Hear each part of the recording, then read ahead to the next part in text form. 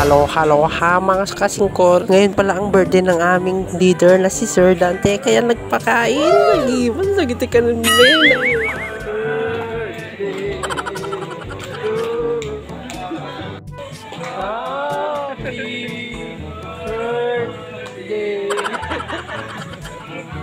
At naimbitahan pala si Mamang taga Cagayan na nandilamak ka no, pogi na sa inyo. Ito naman si Lloyd na una nang kumain kasi mabisin na daw siya lang. At di niya alam na binibidyoan ko siya kaya nakikitaw. Tapos nung nalaman niyang binibidyoan ko siya, nagpabebe, nagpa-cute na nagpa-cute na Papa Lloyd la. Nag-imas tipinangan mo, titempura manang ko. Umapal na din ako kaya kumuha na din ako ng pagkain ko kasi masarap tong mga nandito sa harap ko. Subok pa ako nag-imas niya, may nyamatay.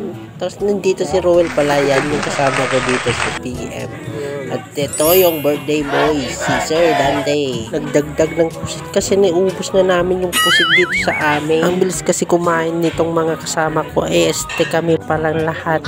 Kaya subo ako ng subo. Walang humpay na subo to. Tapos binigyan ako ng tempura.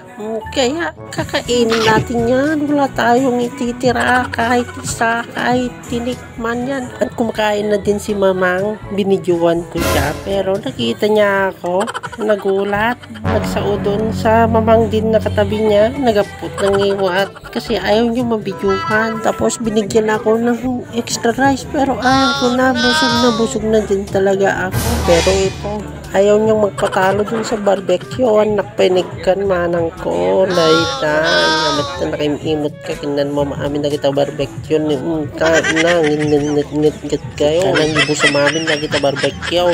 Napainikkan. Hindi namin inasahan na may lumabas na pala alak. Ngayon lang ako makakainom ng ganyan. Kaya napadila ako. Siguro masarap yun. Inwar nila may kasama pang kokos. Hindi lang yan. May alak pa. The famous gross. Tapos talaga siya pa muna ngagsyatan. Ininom ko. Tapos nung nainom ko na, akala ko hindi na kailangan ng tubig kasi parang matamis naman. Pero ang init pala ng lalamunan kaya nakaibang alak pala to. Napakiktutan ang katawan ko.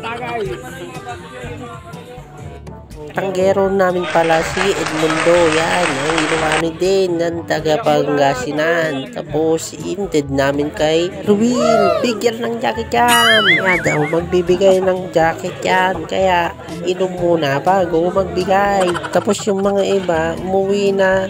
Nakipangan kayo lang, wampay babay nyo, nang isupot kayo pa iti. Iga daw, hindi na lang yung naiiwan, kaya habang tumatagal, tumatama na din yung alak sa akin. Iba kasi tong alak na to, parang ko lang natikman tong alak na to, pero shot pa rin. Kasi kababay naman kay Sir Dante kung hindi tayo magsashot. At paminsan-minsan lang naman to, naman palagi. At birthday naman ni Sir Dante, ito, umiinom. Yan, binigay namin na pinakagwapo at matagal na sa amin. At ito naman yung nagturo sa akin nung dumating ako, si Roel. Tapos ako na naman magsashot, binigay sa akin ni Edmundo. Binigay naman sa akin ni Roel. Kinuha ko naman. Siyempre, sinat ko na. Last-shot na to. Kasi nga, uuwi na kami. Malayo pa yung uuwi namin. Ayaw namin yung malasing. Kagsala-sala kami dyan sa labas. O di kaya, kapag dun kami sa bus, baka magsuka-suka kami doon. Kaya nagpaalam na kami sa mga kasama namin. Baka maiwan kami ng bus. Pero sabi ni Sir Dante, tikman daw namin yung tilapia niya. Ay, hindi. Yung tilapia pala. Ang tilapia niya, bangus pala. Kaya tinikman na din ni Roel at sinundan ko na din na tinikman kaya para naman hindi ako malugi, diba? Libre na yan, George. Kaya tikman na natin. Tapos nung natikman na namin, sinabi nila na magbaon na lang daw kami. Kaya pinabaunan kami. Talaga lalab kami ng leader namin na si Sir Dante. Sir, una na kami, sir. Sir, happy birthday. Yes, sir. Okay, uwian time na. May pa-take out.